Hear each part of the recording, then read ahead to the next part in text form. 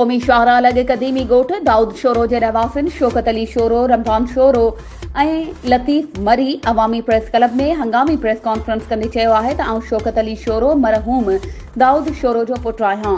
मुंहिंजे वारिद 1992 में order number SGAS 427 में बाक़ाइदे कानूनी तौर ते रजिस्टर्ड करायो। असांजो ॻोठ 33 एकड़नि ते आबाद हो, जंहिंजी आबादी वधण करे 14 एकड़ ज़मीन रखी वई।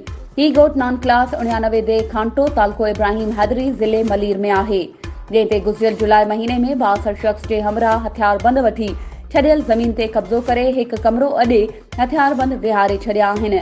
मूं अहिड़ो इतलाउ पुलिस खे ॾिनो, जंहिं पहुची 2 हथियारबंदनि खे गिरफ़्तार करे वरितो ऐं हाणे उहे हथियारबंद मूंखे जान खां मारण जूं धमकियूं ॾींदे फरार थी विया आहिनि।